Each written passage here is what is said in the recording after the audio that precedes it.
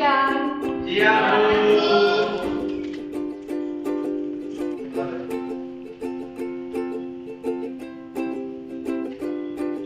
Baik. Assalamualaikum warahmatullahi wabarakatuh. Waalaikumsalam warahmatullahi wabarakatuh. Bagaimana kabarnya? Alhamdulillah. Gimana tadi udah istirahat? Udah makan? Belum. Kok belum makan nih? Gimana? Rame, Bu. Nanti ya? Iya. Sebenarnya perlu perpanjang istirahat. Iya. Ya udah, tapi tetap semangat ya.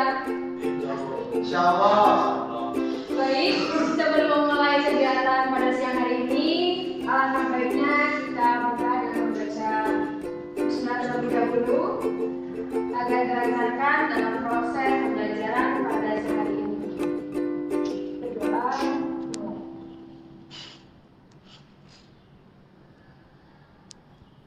Sudah dicukupkan?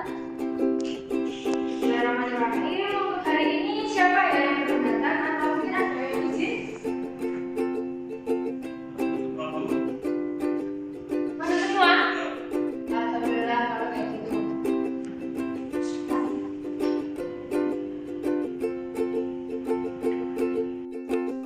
Baik, untuk siang hari ini kita akan membahas mengenai tenaga eksogen, tapi lanjutan dari minggu yang sebelumnya ya. Nah, untuk minggu sebelumnya kan kita sudah membahas tentang tenaga eksogen dengan satu proses yaitu pelapukan. Nah, di sini siapa yang masih ingat tentang apa itu tenaga eksogen yang bisa angkat tangan? Saya suka Oke, Mas Gita gimana? tenaga eksogen adalah tenaga yang merupakan sumber ya. Kalau yang Jadi gini ya, tenaga eksogen itu merupakan tenaga luar dari bumi sendiri yang mana itu berhubungan dengan udara, air, kemudian lingkungan sekitar juga seperti itu. Jadi tenaga dari luar yang bisa mempengaruhi kondisi fisik lingkungan bumi seperti itu.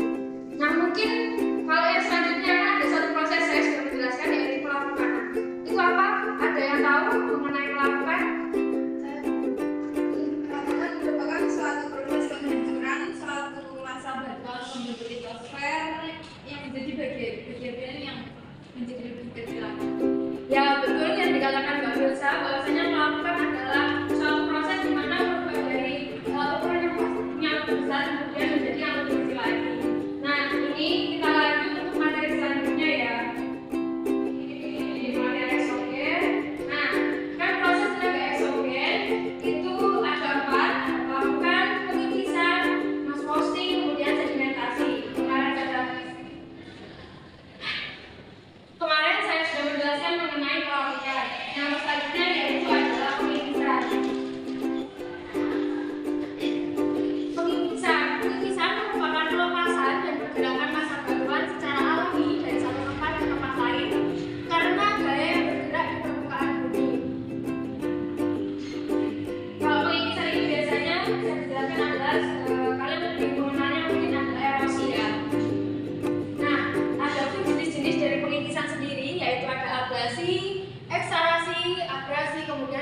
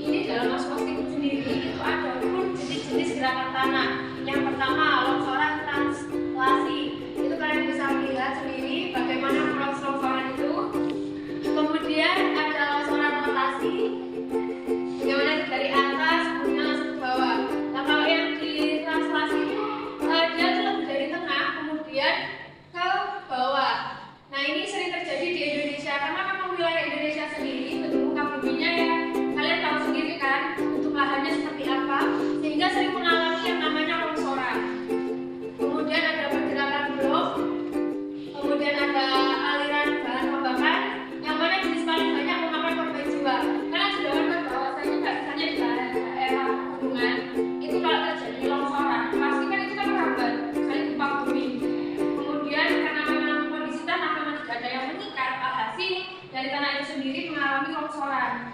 Dan itu longsoran itu pasti dengan volume yang sangat besar. Dan itu merambat, alhasil menciptakan banyaknya korban. Kemudian ada rayapan tanah, kemudian ada pertumbuhan batu. Kalau hujan batu biasanya tebing ya. Nah ini contoh dari Mas Posting. Kalau yang pertama ada tanah longsor, rayapan tanah, kemudian tanah amblas.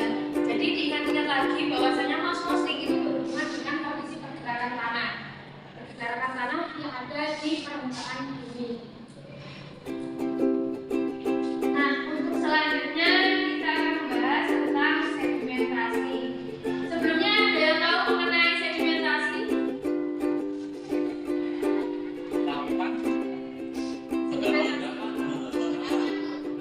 Pengendapan apa ini?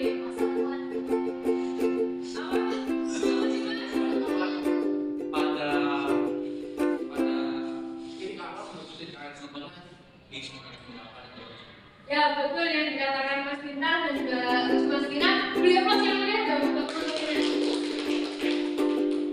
Nah jadi sedimentasi itu merupakan pengudapan asap batuan atau tanah di suatu tempat setelah erosi dan transportasi. Proses ini disebut sedimentasi dan terjadi di wilayah darat dan perairan. Jadi kalau sedimentasi itu tidak hanya di wilayah darat, melainkan di perairan juga, karena memang kondisinya kan memang sedimentasi adalah proses akhir. Jadinya ada yang di darat ataupun juga yang di laut karena mengalami pergerakan. Nah, untuk selanjutnya kita akan membahas tentang jenis-jenis sedimentasi.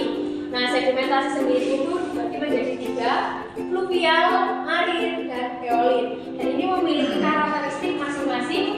Yang pertama, kalau yang fluvial merupakan proses pengendapan material ke bawah air di sepanjang sungai. Jadi kalian kan pasti kalau fluvial itu sudah berhubungan dengan sungai. Di sungai pasti banyak terjadi pengendapan ya. Misalnya ada banjir pun kan pastinya mengalir. Sungai itu pasti banyak sekali. Kemudian ada marin, hasil abrasi yang biasanya diangkut dan diendapkan di sepanjang pantai. Kemudian ada sedimentasi eolin adalah proses pengendapan material yang dibawa oleh angin. Dan sedimentasi fluvial, marin, eolin ini ada hubungannya dengan proses erosi sebelumnya. Nah, ini adalah contoh dari adanya sedimentasi. Untuk yang pertama itu adalah gosong sungai. Jadinya kan pastinya kalau di daerah sungai itu akan mengalami banyak sekali ya proses. Dan kalau menuju di pantai biasanya akan mengalami pengendapan. Karena memang perbedaan wilayah, apalagi kalau banjir, pasti kan banyak material yang dibawa. Alhasil dari kondisi permukaan bumi itu sendiri mengalami naik turun. Alhasil akan menciptakan seperti itu. Kemudian ada Tembolo, itu di mana di daerah pantai. Jadi kan mungkin kalian pernah di Pantai Baron di Yogyakarta, atau mungkin kalian bisa cari-cari Google bahwasanya Pantai Baron itu ada yang namanya di mana kondisi pasir pantainya itu masih menyatu dengan kondisi pinggiran pantai. Jadi masih ada satu-satu, biasanya kan pinggiran pantai ya sudah, di sini full pantai. Kalau itu enggak, masih ada jalan ada pantai sendiri, kemudian ada sisa pasir pantai di tengah-tengah pantai seperti itu. Kemudian hasil dari sedimentasi itu sendiri yang terbawa angin itu ada gumuk pasir. Ini juga ada di Yogyakarta kan ya. Ini gumuk pasir. Itu kenapa kok terjadi sedimentasi itu tersebut? Karena memang kan terbawa angin. Kalau untuk material sendiri dari pasir itu kan bisa dikatakan cukup ringan. Kalau kan pasti di jalan-jalan kan pasti kan banyak kemudian pasir. Nah itu ada hubungannya dengan ini. Karena memang kondisi arus angin itu berbeda-beda.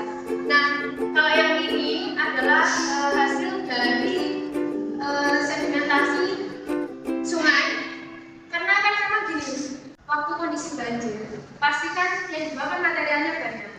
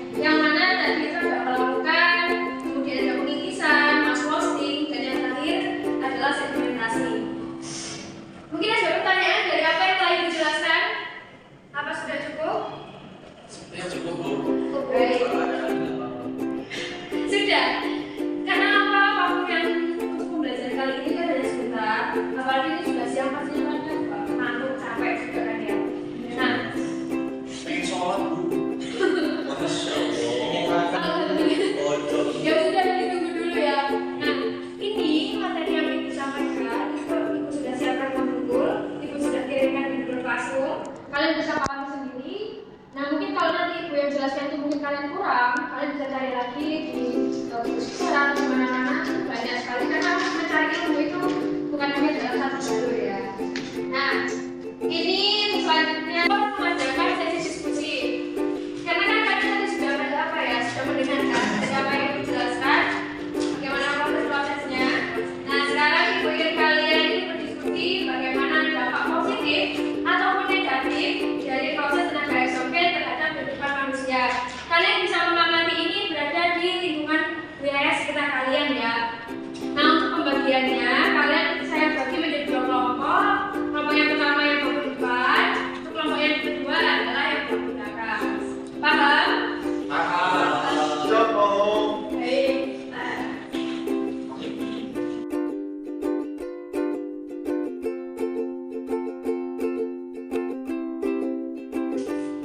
Jadi ya, kalau dalam proses dengan tadi sudah dijelaskan, pasti kan ada dampak negatif serta positifnya.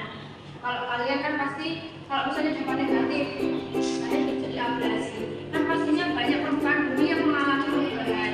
Alhasil dari permukaan bumi yang sebelumnya mengalami kerusakan, bisa saja kayak wilayah di daerah kalau di sungai, biasanya ada di pinggiran sungai kan ada yang sawah gitu. Kalau misalnya terjadi banjir, otomatis dari wilayah sawah itu sendiri pasti akan mengalami perubahan yang pastinya akan berdampak negatif bagi para petani. Namun di sisi lain pastinya juga ada dampak positif, di mana kalau misalnya terjadi pengikisan atau sedimentasi, pastinya ada beberapa daerah-daerah yang memiliki kondisi tanah yang pastinya akan lebih subur seperti itu. Nah, kalian bisa pahami, kalian bisa identifikasi yang ada di wilayah kalian. Pastinya banyak hal yang kalian akan temukan. Ini silakan untuk diskusi dengan kelompok masing-masing.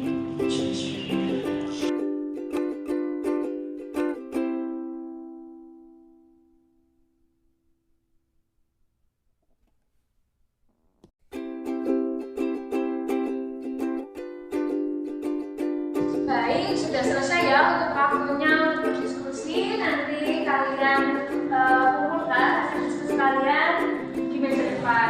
Baik, untuk selanjutnya ibu mempunyai penugasan mandiri untuk kalian dan kerjakan di rumah. Hal ini itu bisa menambah wawasan kalian mengenai kondisi-kondisi eksplorasi hasil dari tenaga eksogen. Ini kalian bisa baca sendiri.